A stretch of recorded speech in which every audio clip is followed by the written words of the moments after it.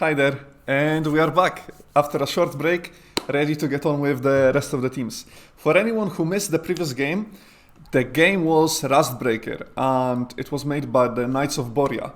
So if you type exclamation mark Knights of Boria in the chat, you're gonna get their social links, and I'm pretty sure through one of them you'll have access to their itch.io link with their game if you would like to try the game out. So just keep that in mind. And remember throughout the stream, if there is any team you like and you want to sort of get a lead on their game, exclamation mark, team name in the chat, and it's gonna get you all the links you need for that. And also remember, if you're posting on social media, right there, hashtag ProtoPlay. Use that, share the stream. And you can also in the panels below you can find our ProtoPlay website where you can find out more about the teams, and you can join our Discord where you can engage in chats with the developers.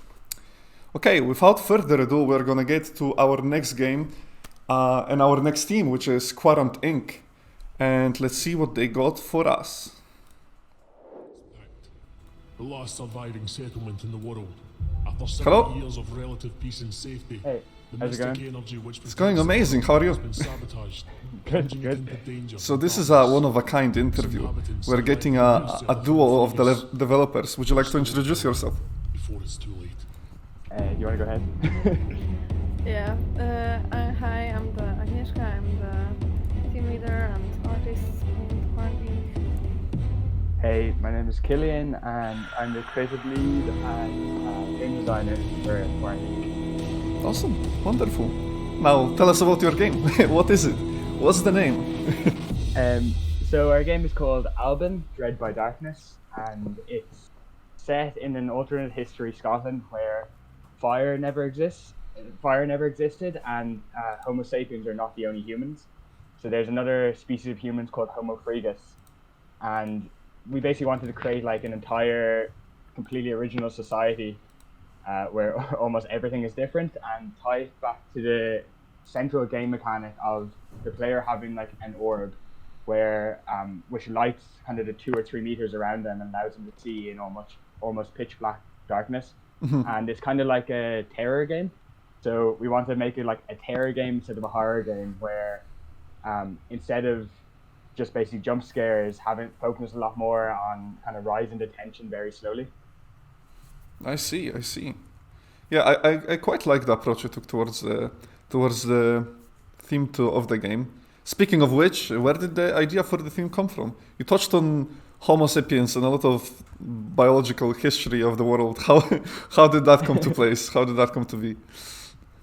So I think the way the concept began was, I didn't realize at the time, but it was just near the start of, I was living over in Glasgow at the time, and it was just near the start of the lockdown where everybody was talking about social distancing and how the 2 meters around you are like a safe area. So I came up with the idea of having this orb which protects you around. It basically has a protection of light 2 meters around you.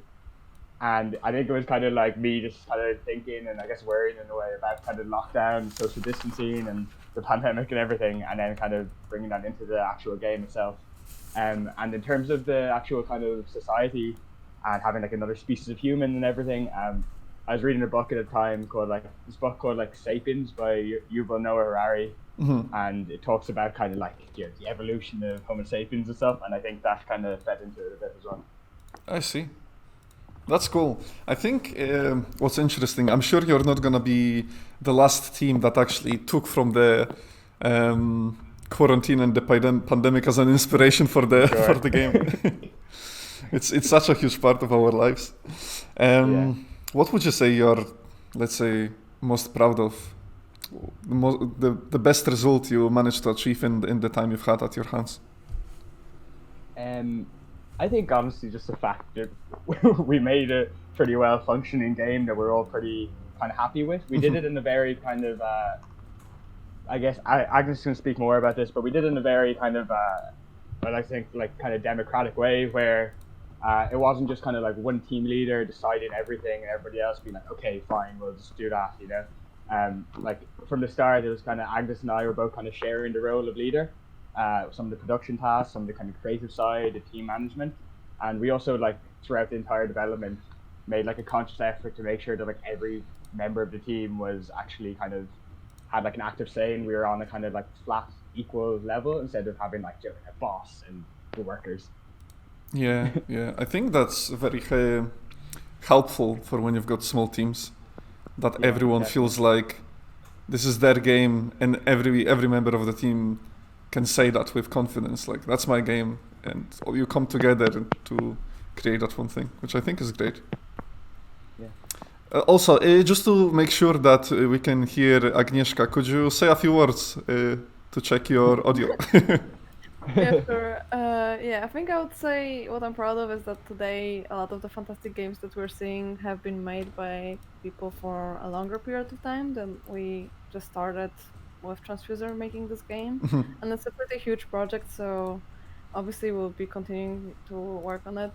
But I'm proud that we are able to show at least this demo of it and this kind of slice of it. That's awesome. Yeah, I definitely agree. At the end of the day, you got a project out, right? You should be definitely proud of yourself because there is work you've put out and you finished it and it's playable. You know. Yeah. Speaking of playable, exclamation mark Quarant in the chat. Get the links, grab the game, try it out. We also have a few of the team members. We have our artist, our programmer, and our sound designer in the chat as well, available to answer any questions too. Okay, so the whole crew is in the chat. Any game questions you've got, guys, shoot them in the chat. You'll definitely get an answer then. That's awesome. Wonderful to see the engagement from the developers as well. I myself, as a player, definitely value that a lot. That there is that sense of that there is someone out there listening to your feedback, you know, which is always great. It's good.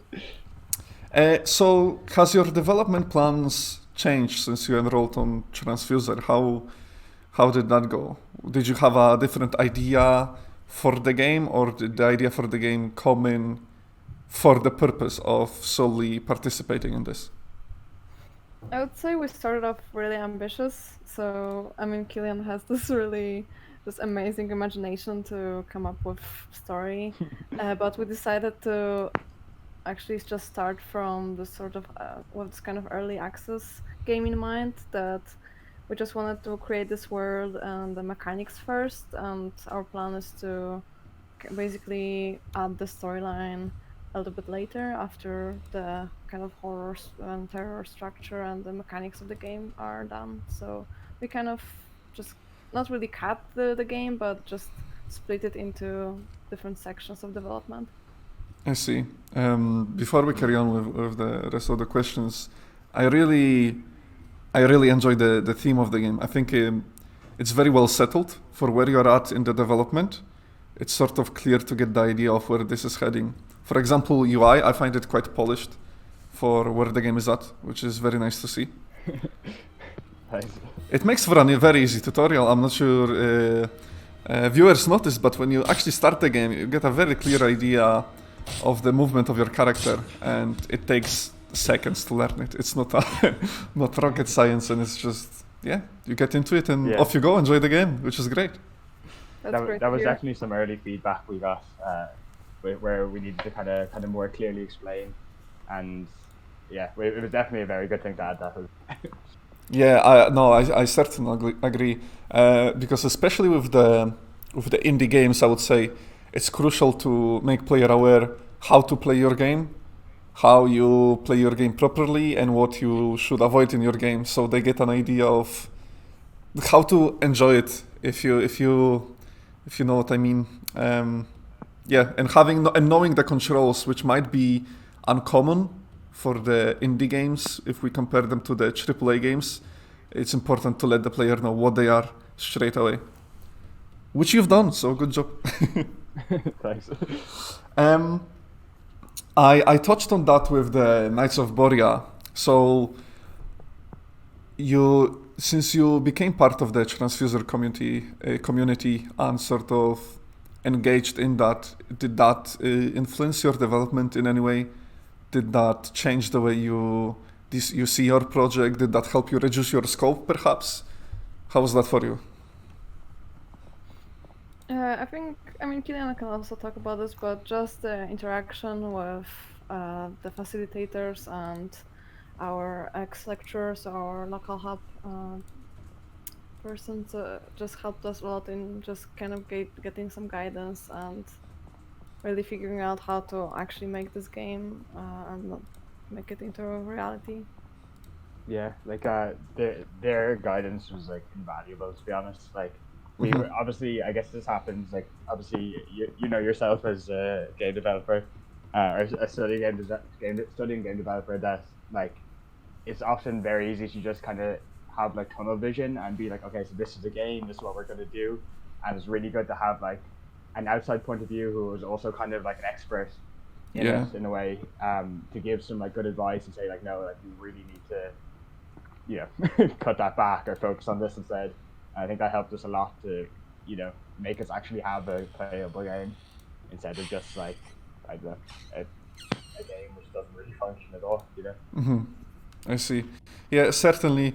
I think, yeah, it's important to be aware of knowing your scope and knowing what you can do, because it's one thing to have a great vision, but executing on it, especially within a short period of time, can often be just a bit annoying. You have this grand vision of your amazing game, but you need time for it. So being able to listen to the feedback is certainly a huge plus for any teams out there. Yeah. Yeah. Uh, what was the inspiration for the visuals of the game? And now I'm getting a bit more detailed. For example, the character design. What, Um, where did the blues come from? What are the patterns we are seeing? so we basically wanted to kind of be inspired by a lot of kind of like typically kind of Scottish identity. So the tattoos you see are based on, there's like a culture in Scotland called the Picts, like the Pictish culture, and they from Roman like accounts at the time, like thousands of years ago, 2,000 years ago, they were identified as having like massive big kind of like big blue war paint and kind of bright blue kind of tattoos, which we thought looked like really cool. And we also wanted to be kind of a bit inspired by kind of a lot of kind of almost like Gaelic and kind of more kind of mainstream Scottish culture, and have kind of like almost kilt like, have the character wearing something a bit more kind of kilt like. We're planning on improving it a bit and making more kind of identifiable as a kilt later on. But the tattoo specifically on the back, you can see later on, once we add the system of like energy usage and having to recharge the orb, that's going to actually be visible on the player's tattoo on their back, because we want to try keep the UI as kind of minimal as possible, like the on-screen UI.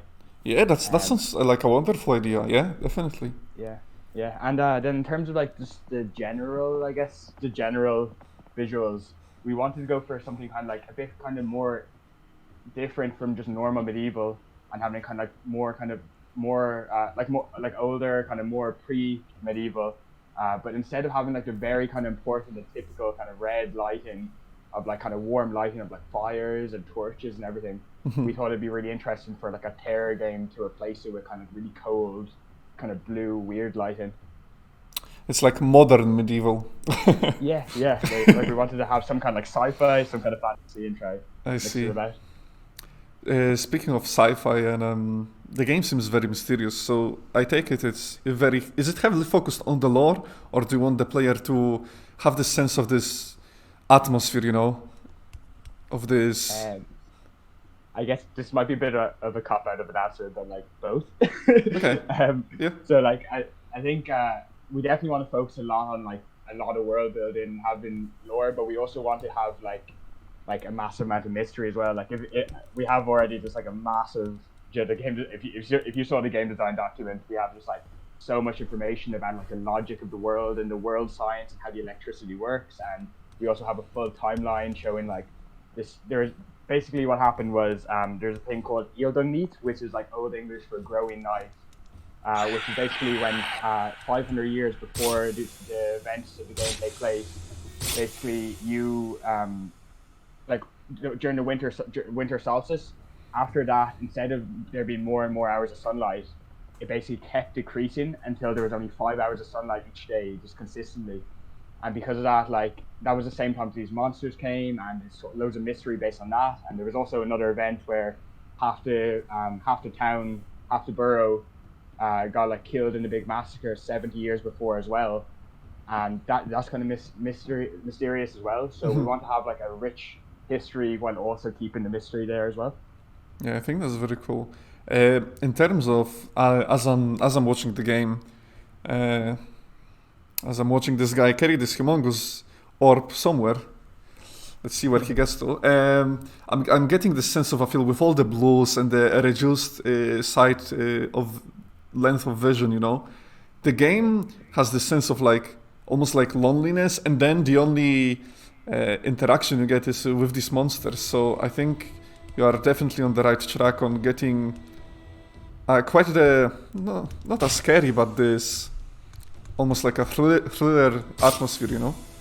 Yeah. Like we're trying to make the player feel like they're one thing is, as Agnes touched on, this is only like the very kind of start of the development for us. Like we began 3 months ago, and we're planning on hopefully releasing in early access in the next like 3 or 4 months. The exact date still be decided. It's still to be decided, but and then having the final release maybe next summer sometime. So we still have a lot of stuff which we want to add. And one part, as Agnes mentioned earlier, we're originally planning on having a few non-playable characters you talk to, but we decided to, which would help with the narrative, but we decided to add that in the next version of the game, which should balance it a bit. So you'll have some sections where you do feel very isolated and alone. There's other sections where you do have these other kind of people that you can talk to as well. I see.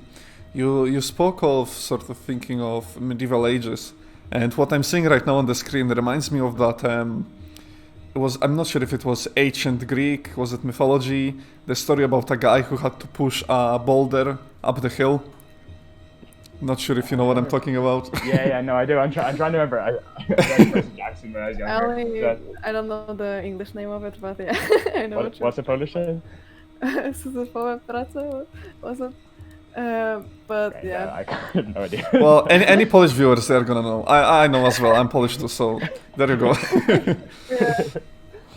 But yeah. I know what you're talking.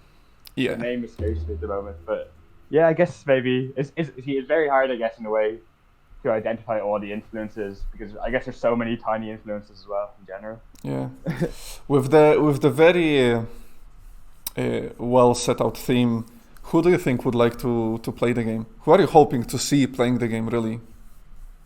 I think our main audience are people who just really want to be scared, and they like these kind of atmospheric games and films. Like in the recent years, there have been a lot of very unusual horror films, I think, and great games as well, who you'd normally think would not be successful, but they were very successful. So that's, I think, our core audience. I see. Yeah, like there's a specific.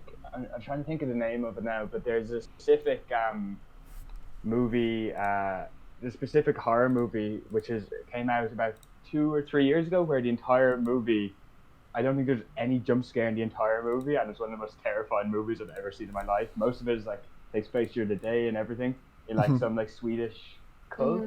You're talking about Midsummer? Yeah, Midsummer, yeah. And like that kind of feeling of like, that's like just completely different than any horror movie or horror game that I've ever played or experienced in my life. And we wanted to do something different like that, which like players, because there's clearly a market for players who don't want just like a cheap jump scare, but want to have this constant immersive tension. Yeah, absolutely. I think that market certainly needs to be touched on, and you might be hitting the mark with that one, which is great. Hopefully. Good on you guys. Yeah, I'm sure with the ones you put in the... How much did you say you've spent? 3 months of development so far on this game, right? Yeah, I mean, more or less, yeah. It came a long way, let me tell you that. It's looking good. So I would say definitely stay motivated and just keep at it, you know? Thanks. Yeah. Thank you. Is there just something? There's just one thing I'd like to mention as well. I want to shout out our sound designer Daniel. Obviously on the stream it wasn't possible to kind of show off like the sound, like showcase the sound too much really, but we're really proud, especially of the sound design for the game, the music, the original music that Daniel's created. So we definitely recommend people to download the link to the game on the Transfuser website, on the ProtoPlay website, and go through it themselves. Yeah, if you're looking for an easy way to access the website, just scroll down, and if you're on the PC in our panels, you will find the ProtoPlay website button. Click on it, and it's gonna take you straight to the website. Perfect. Nice and easy. There you go. I got you guys. Great. Thank you. Have you had much feedback from the players? You mentioned the sort of the tutorial part. You had some feedback on that. Was there anything else that sort of helped you direct your game in the right direction? Yeah. Yeah. So another thing as well is, as Agnes mentioned, there's a plan at the start to make it a very kind of a massive, big narrative focus and lots of world building. And in the end, we decided for the next 2 or 3 months to cut down on that and set focus on like the actual gameplay and everything like that. And after feedback from our facilitators and hub coordinator in the final week or two, they said like the world is so interesting, they want to know more. So that's why we quickly added just like what you see on the screen now, like little kind of interactive parts which give a bit of background about the world, and we think that definitely like helps a lot with the game. And another thing was, you know, it was more just like hundreds of minor things which all needed to be kind of changed and improved. I'm trying to think of certain ones. Agnes, have you got any other ideas? Not really, because like I think we will be doing more proper playtesting going forward. We have been just kind of self-testing and just trying to figure out how to make the game work so far. But yeah. I see. There was Sounds a lot good. of tweaking of darkness because some people were saying it's not dark, it's too dark, and then it wasn't dark enough. So That's always a challenge, I guess, with playtesting, that you give the game to 10 people and 5 of them say it's fine, and then 2 say it's way too dark, and 3 say it's way too bright. And it's like, you know, you have to try to balance that. That sort of feedback leaves you the choice pretty much. You just have to decide. Or you include both. Maybe the player can increase and decrease their own vision. Who knows? Yeah. That is an idea for you. Yeah. Satisfy both markets. Let's go. Yeah. Yeah, like I'm easily scared, but then other people are not, so it really depends. Yeah. I think with the right lore and the sound design, I would at least certainly would want to play through the game just to find out the little secret that player is not being told throughout the entire story. And just for the sake of that, I think I would personally play the game. So yeah. If there is... that's a good sign. Yeah, if you got some lore twists, I would certainly... Yeah, there's plenty. Awesome. Make them clear to the player and they'll for sure enjoy it, yeah. Yeah. So Killian is crazy about story, so you can explain. Yeah. Like I literally, even before I wanted to become a game designer, when I was younger, it was just like I want to do something with narrative. And like now after I studying game design in like Glasgow Caledonian University for 4 years, like now I kind of like different types of game design a lot more and like know a lot more about them. But going into it, I was just like narrative. So it was really rewarding to be able to kind of work on that with this game. I see. I mean, yeah, great job. What are you thinking? What's your plan now? Post Transfuser, post ProtoPlay, where do you want to take the game? So basically, going forward, some of us will be working part-time because some of us are continuing education at university. But we basically want to create more. Like right now, you see just one path, like in the game, and our kind of final amount that there will be 5 paths to 5 towers. And so yeah, we just have to create. Obviously, we have to polish the environment that is seen right now, and then we have to create the remaining paths. And like we said, we kind of cut the storyline from the demo, so now we'll be adding it to the game. I see. Awesome. I mean, yeah, not really sure what else to ask. Game is looking good. It has a very clear theme, and you are going into a market which needs these sort of games. They need you. They need your game. That's good to hear. Yeah. No, I'm really, from a player's point of view, just once again, a big compliment on getting the UI sorted and letting the player know how to play the game, because I feel like many new games that come out, if you don't know how to play it, you're just gonna close it. You'll sort of lean towards the larger games, but you fixed that problem, so good on you. Thanks. Yeah. Once again, anyone who would like to find out more about the game, !Quarant Inc. to find out more about their game, and then I think we're gonna start finishing up. Anything else you wanna say? Go ahead. We still got a few minutes for you. I guess I'll just quickly mention So, just to add to what Agnes was saying about kind of the future for like all of us at Quarant Inc. So the next thing is we're going to have to focus a lot on, as always, I guess, managing scope quite a lot. Like we have like everything you see here in terms of like the level is only 1/5 of the full size of the map, because it's going to be like a kind of full open world pretty much. And for the purpose of the demo, we focus on one specific route and made it like more linear. But going into the final game, we're gonna have like a map which is 5 times the size, where you can see in the distance there's like mountains. You can go up and explore those mountains. That's awesome. There's like a forested area. There's going to be a lot of stuff coming, as well as we want to add like some abilities to the orb, and have it so that you can there's little puzzles in the game, and completing those puzzles can unlock a different color of orb. Ooh. And each orb has its own kind of there's like secret passageways or shortcuts which you can only pass through when you have the correct color of orb. Now, There's a lot of stuff coming in the pipeline. now we are talking. That's very interesting. You got me quite excited there with the different colors of the orbs, and you have some secrets with that. Yeah, that's kind of interesting. Yeah, I'm looking forward to that. I am definitely looking forward to that. Cool.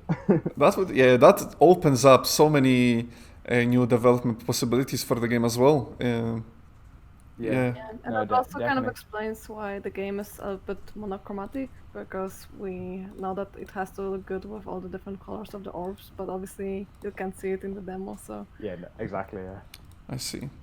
Well, dear viewers, even more reason to make sure to follow Quarant Inc. on their socials, to keep an eye out, and so you get a chance to see the other orbs when they come through. When do you think you're gonna implement that actually, to maybe give the viewers a date to look forward to?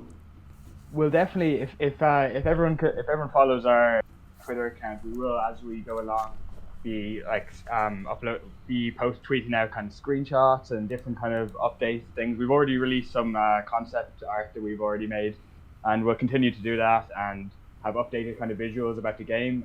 But in terms of actual kind of release versions, we want to kind of, I guess, focus purely on development, and then when we release the early access version, sometime around maybe Christmas, that's when we're gonna have implemented like a lot of those features. Yeah. I see. That's awesome. Okay, thank you guys so much for chatting to me.